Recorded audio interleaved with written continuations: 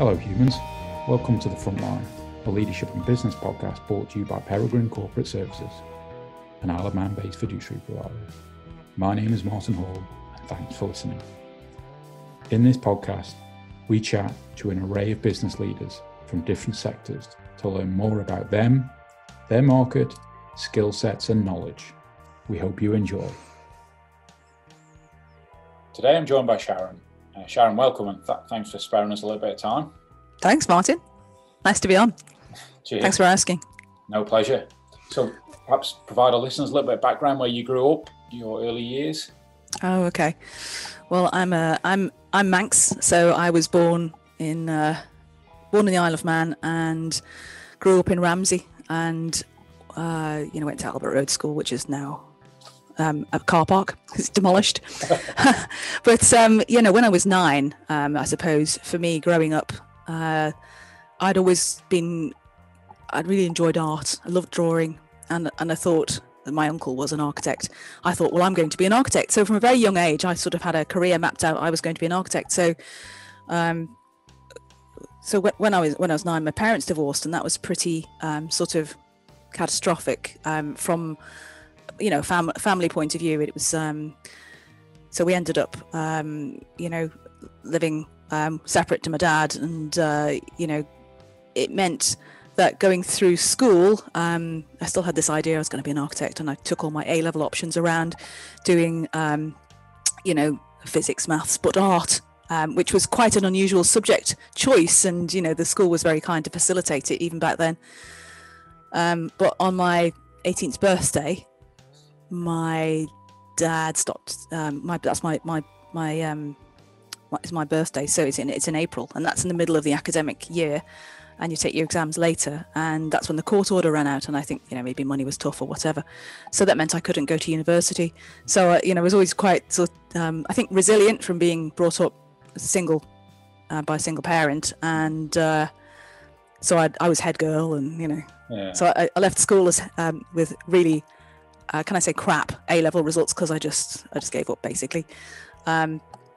So I left school 18 as head girl and went to Barclays Bank and started as a junior, and what the hell, exams aren't going to make any difference to me, so I'm going to go.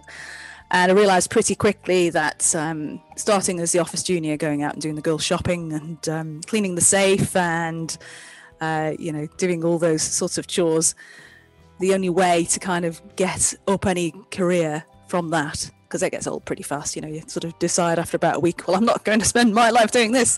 Yeah. So they were great. Barclays were fantastic. Any opportunity that came along, if you wanted to say, yeah, I'll do it, even going away on athletic trips for the bank team.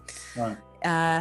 Jackie Fletcher, she is now Jackie Hurst. Back then, she and I used to go away and run for Barclays Bank in the UK and their cross-country teams and stuff like that. But academically as well, they were really good. They let me go on day release up to Isle of Man College to start my banking exams, which I didn't really enjoy. But fast forward that a few years, I think I used 16 years in all. I worked for Barclays Bank, including latterly as an investment advisor. An IFA, and I took every opportunity that they threw. I'll do that. I'll do those exams. Found what I loved really early on, which was an ability to explain complexity to people and helping them. So that finding that I really enjoyed helping others was key, pivotal for me. Sort of my light bulb moment, if you like, that made me go down this path of being a financial planner. Right, and those early days then, kind of mentioned about within a week or two, I won't be doing this for a long period of time. Was that something you realised like quickly? Because again, as a 18, 19-year-old, it's quite self-aware to be. Most people aren't that, maybe that focused on their career or even their progression then. Yeah, I think you can get this sort of self-image if you think that you've made it. You're really important in your own mind, and so you've been the top of the school basically and looked up to, and then you realise pretty quickly, big fish, small pond. And that's happened a few times in my life, really, you know, whether it be cycling or career wise. And, you know, it's kind of realizing that the more you know, actually, the less you do actually know. So having that, I suppose, humility to take you down a peg or two and realize that you can really learn from others. And you've got one mouth and two ears, and you need to use them in the correct proportion. I think I learned that lesson pretty fast. And during those years at Barclays, did you have people that help you understand that and point you in those right directions? Mentors, as we often heard of them. Yeah, totally. I think you do your growing up when you start in a work environment with other adults, to be honest. You're now a young adult, and you get the opportunity to go and work with other adults who expect you to behave in a certain way. Yes, I've learned loads from. I've been really lucky that I've had some great mentors over the years, right the way through from Barclays, right the way up to even through my professional body, sort of time, Personal Finance Society. Just been so fortunate, really, in having people help me all the way. So Barclays, how did that end in regard to the next progression? Was the choice there, I need a new challenge? Oh, sure. Well, that was in 1999, and Barclays, at that point, I was their international advisor for life and pensions, which meant I didn't have any Isle of Man clients. I just dealt with international clients of Barclays, and they had decided to outsource their business in 2 steps to Marsh, which was Marsh McLennan, a big global insurance broker at that point, and they'd gone into financial services locally. So the outsource happened there. So I went with continuous service to Barclays, from Barclays to Marsh. It didn't work out, and after just over a year, I'd left there, and 20 years ago this month, in fact, I set up Thornton. Such a big step for anyone, I think, setting up their own business. Scary, very scary, yeah. So what was talk us a little bit through that sort of process of that decision to go, I'm going to try this on my own, and then the scary element of it and how you dealt with that. Sure. I mean, I think financial services is something, I mean, I'm included in this, but many people didn't set out to do this career. They sort of found themselves in it. And my pathway, I suppose, to that was, just by the way that this set of skills are transferable, and this is where it sets you up into a pathway and helping others through financial planning. I think I realised from what I'd learned at Barclays, helpful and useful though it was, that wasn't how I would run my own business. And you really needed to look after your clients. If you leave a big bank with a massive client base, you go on your own, then from day one, your client base starts with the telephone directory. That's your pool of people. And of course, I'd only dealt with international clients, so I had nothing. So I started having no local clients, basically, and 95% offshore. And over the years, that's completely changed. And now I would say 99.9% of our clients are Isle of Man based, and none offshore, as things have changed. That's obviously to go back to that switch into going alone. That's very daunting to give up the monthly paycheck. I've got no clients. Even the contacts I have has historically been off island. To brave. Did you think that at the time it was a brave thing to do, or was it this is the path I feel I need to go down and just see how it plays out? Yeah, I think I'd realised that for a while that it wasn't going to work out where I stayed. So I decided that, well, let's have a look at how much laptops are. Back in 2000, that was kind of, oh my goodness, a PC costs how much? It was. Oh dear, I remember my first Sony laptop. It cost me £2,000, and it did probably nothing what today's laptop would do. It might have had email on it, yeah. I think Word. That was about it. Very small memory. It was that was quite challenging, and learning how to use it as well. Because when I started school, computers weren't invented, and at Ramsey Grammar School they just started to get a very rudimentary computer room, and I didn't do computer studies, so I didn't send an email, I don't think, until, oh gosh, it must have been early 90s before I sent an email because Barclays didn't have those personal computers until then. So yeah, it's been from a technology journey alone, it's been quite a challenge. And but you're learning everything, aren't you? Well, that's it, you see. And I think I mean, a lot of my clients today are small business owners, and I think that's because we understand, we all came from the same point of view, that you start a business because you've got this fire in the belly that you want to do this better than you've been doing it. You know how to do your role, so you're going to do that. The thing is, what you don't sign up for is all the other stuff that comes with it, all the HR, the operations, the general running of a business. That's not your bag. Why would it be? And when you employ staff, that's that's where, for me, you need help. That's, unless you are an HR person who set up an HR company, the chances are you're going to need to get in some expertise. It's and not to scare sort of budding entrepreneurs off. Yeah. I assume. I mean, if you had advice for them, somebody who's going into setting up a business, whether it's a small, distillery business or whatever, whatever that might be, what would advice be? Just kind of generally. Well, first of all, cash flow. Make sure you control your costs, because it's really easy to spend money, but it's not so easy to keep it. So, and it's not so easy to earn money. So, yeah, control your costs. Focus on the bottom line. Yeah. And if you employ others, treat them well. You got to treat your staff really, really well, and get help. Just in-source as much expertise as makes sense. But there's quite a lot of support you can get. And I know I'm listed as a mentor on the Chamber of Commerce's mentor program. So there's quite a few of us who are in this role, have done this role, and can talk to quite a few entrepreneurs if required, to point them in the right direction. Yeah. So moving on to the Personal Finance Society and your involvement with that, how did that come about? And it's that big fish, small pond again syndrome.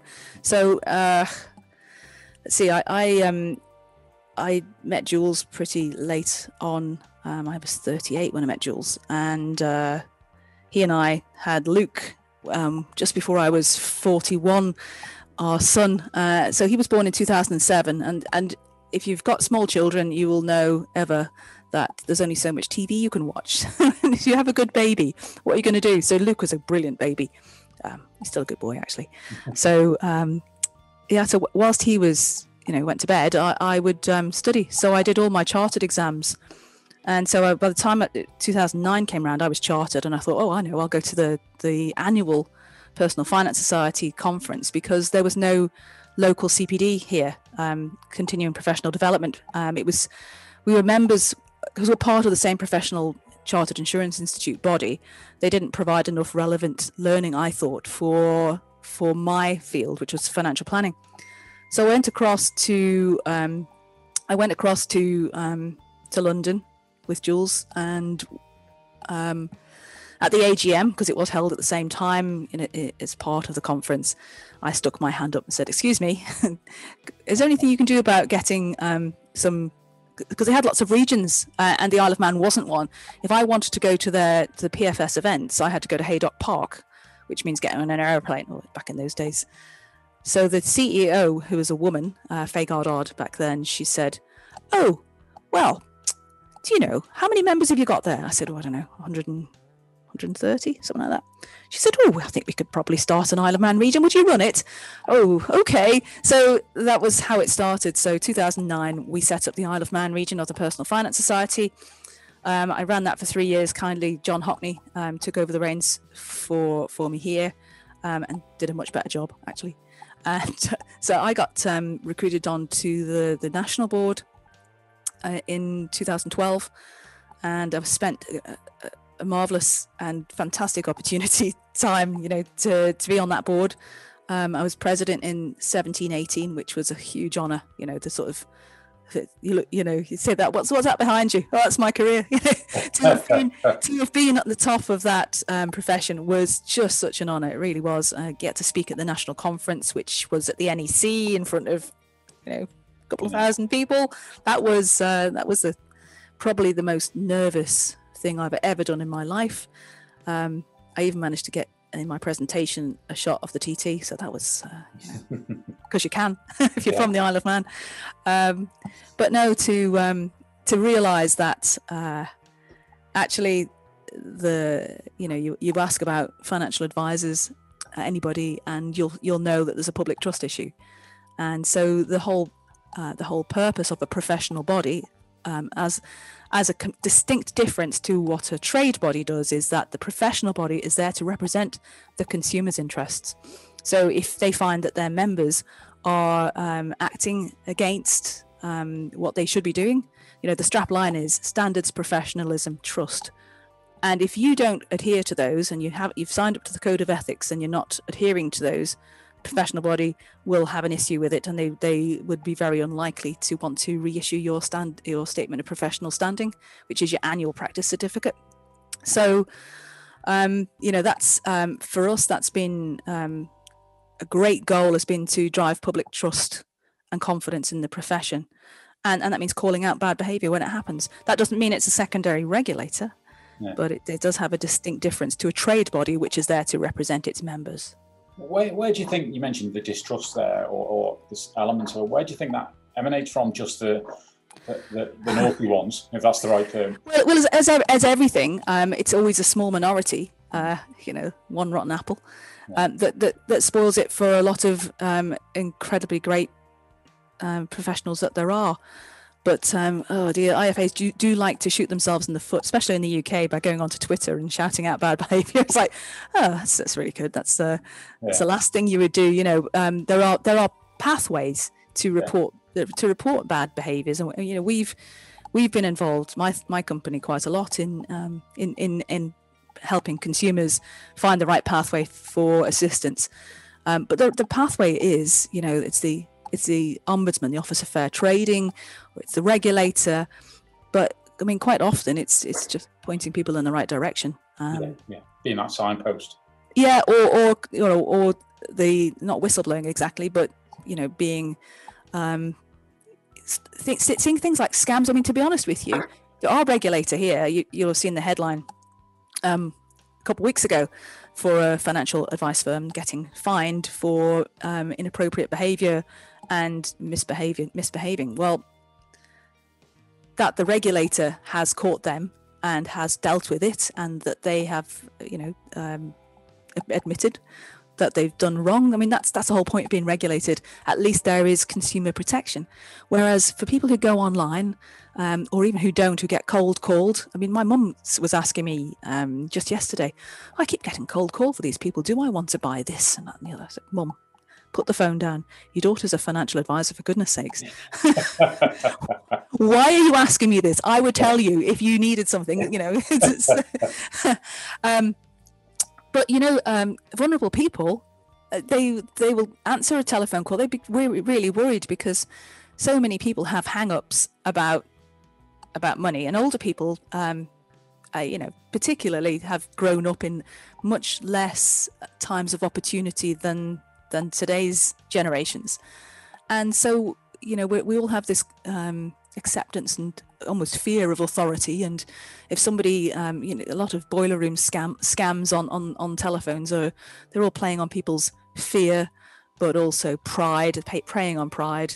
I've come across all sorts of scams from non-regulated advice firms, and that's very important to stress. The importance of being regulated. That's where if you're dealing with an actual regulated firm, you have full consumer protection, and that's massively important. If you don't, you're on your own. You're just going to lose your money, and I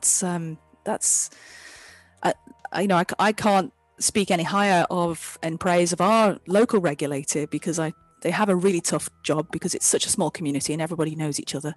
But at the same time, they're doing a really good job, I think.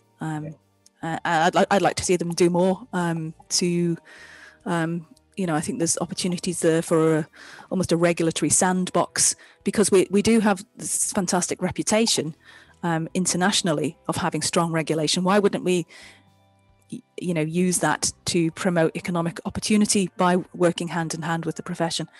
So, there's plenty of places. It's such a confined population and confined border. It must be fairly straightforward, I'd have thought, to develop something along those lines that could then be rolled out more globally. I don't know. Yeah, no, I agree. You mentioned there just when you were talking about sitting exams, and it kind of reminded me back in sort of 2009 and being in the financial planning arena, looking at today and the situation with the world today and the financial issues that are going on today. But first of all, perhaps map back to 2008 and the financial crisis there. How was that experience?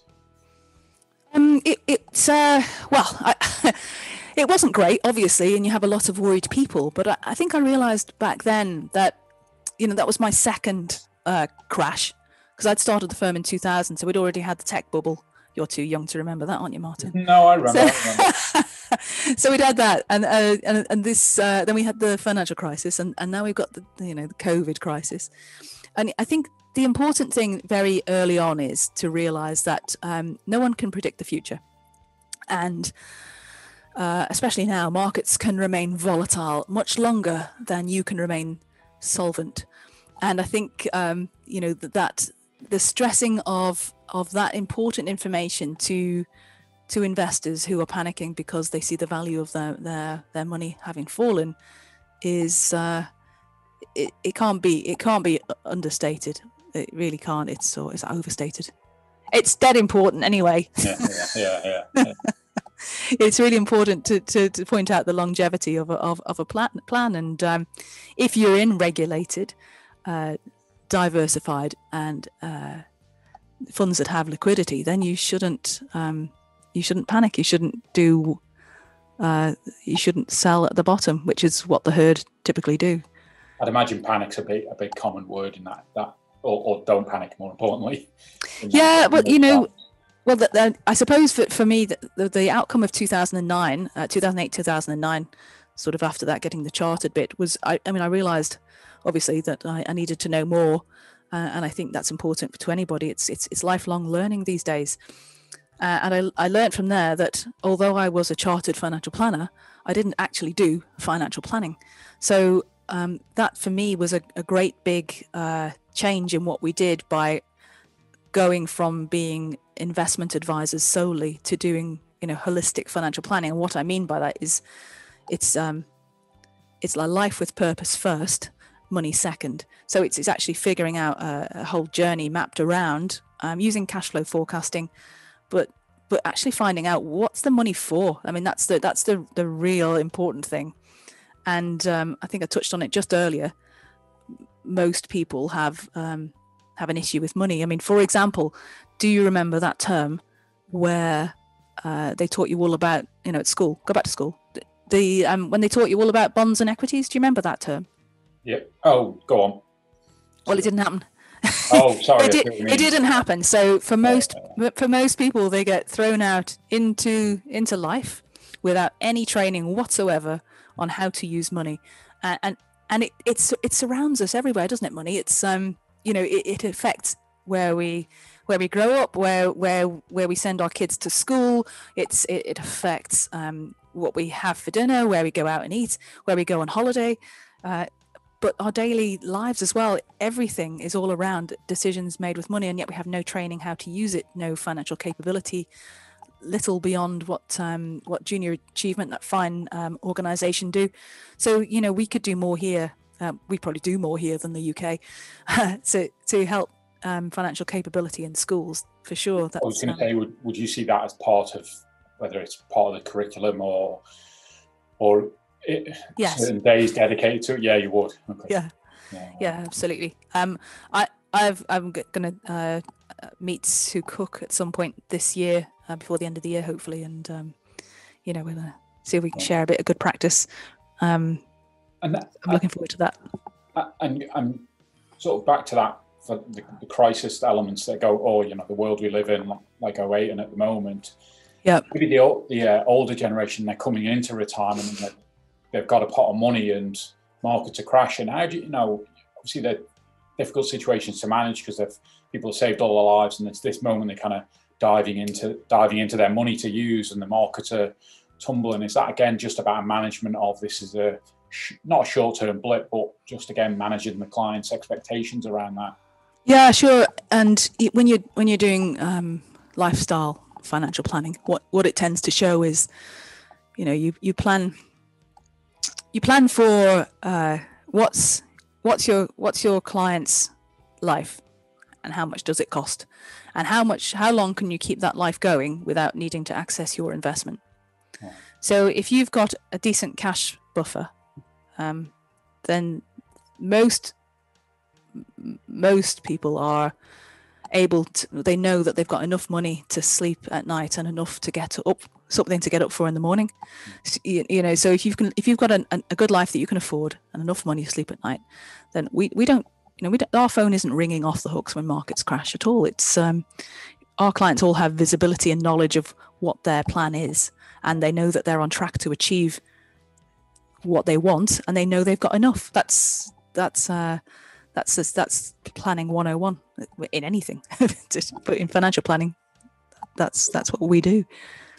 So to switch subject slightly, you're a fellow podcaster as well.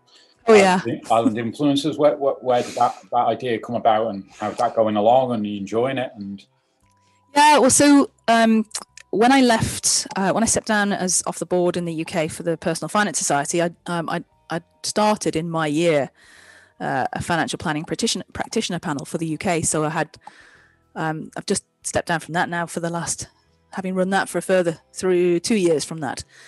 And so I'd decided last year that this was going to be my last year, because this has been 11 years of volunteering, and actually I could probably do with spending a bit more time in my business and being a mom.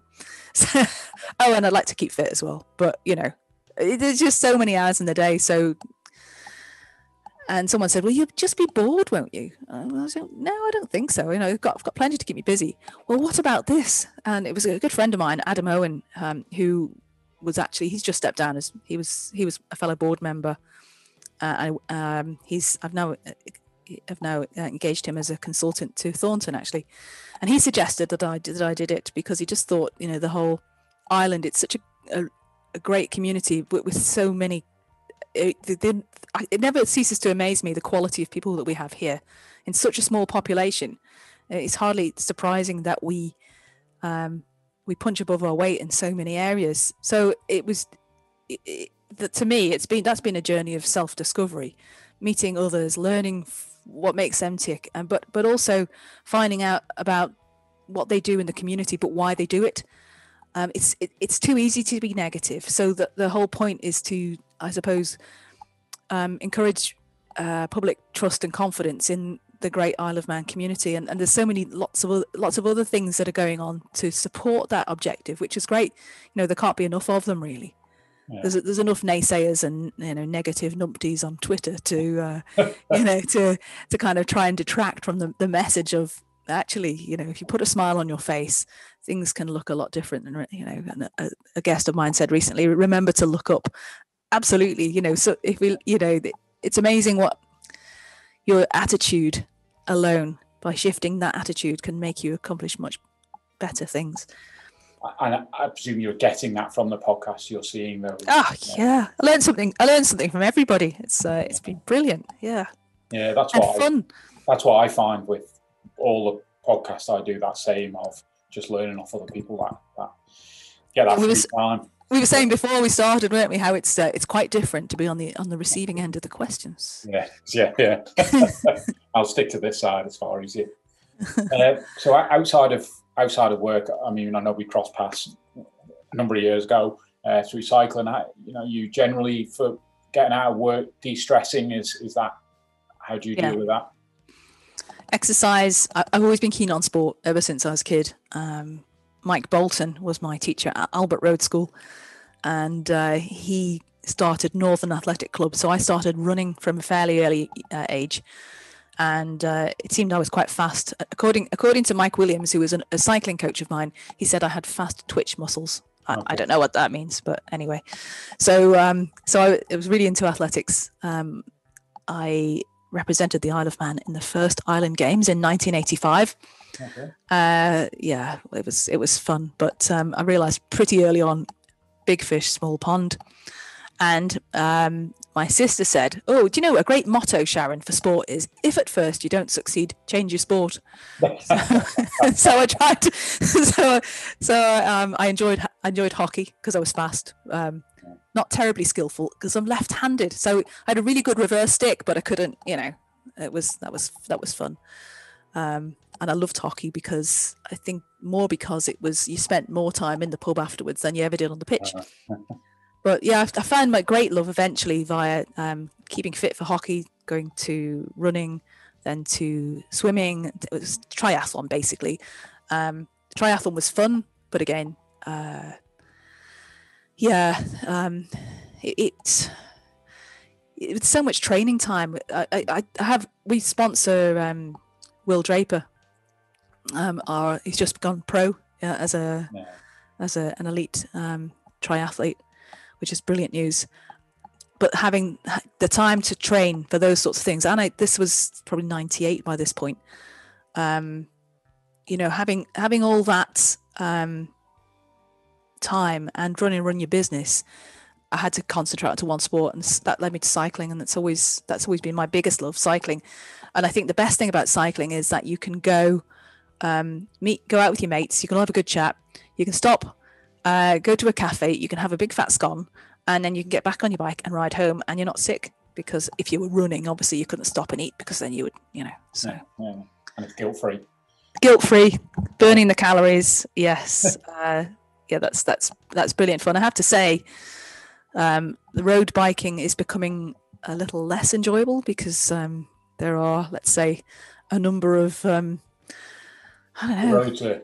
Is it aggressive or assertive motorists that they just think that they can pass you like by a few inches, and that's okay, but it really isn't okay, especially if it's windy. You can, that terrifies me. So the roads are too narrow to pass safely. I'll try and keep within the white line. Why do cars do that? No, you can cross cross the double white line if it's safe to do so. But anyway, yeah. Do you? And just one final question: Do you consider yourself driven? Just listening to you and obviously knowing you for a number of years. Driven? I don't know. I think we all have tendencies. It's really easy to sit down and watch telly, isn't it? It's nowadays. I think we were talking before about this time of the year. The days are getting shorter rapidly. I don't know. Thankfully I discovered the gym a long time, and I find that being around others that motivates me. So even going up to the gym here with a load of other people, I do stuff there that I wouldn't do at home. Even though I've got a small gym here, I could do lots of stuff. But because I suppose you're guilted into doing it, you can't just go to the gym and just sort of gawk around. Well, but yeah, I guess I suppose I am, but I quite like sitting down and watching telly too. Sometimes a bit too much. But yeah. Okay. And people like to reach out to you, Sharon. What's the best way to touch base with you, whether that be a bit of mental help or financial advice or planning, etc.? What's the best way? Yeah, well, we are on thorntonfs.com, and I'm on pretty much all social media channels from that perspective. But yeah. We'll add some links in our show notes for people who want to reach out to you. So thanks for joining us today, Sharon. It's much appreciated. Really nice, insightful chat. No, thanks for having me on the show, Martin. Thanks for listening, everyone.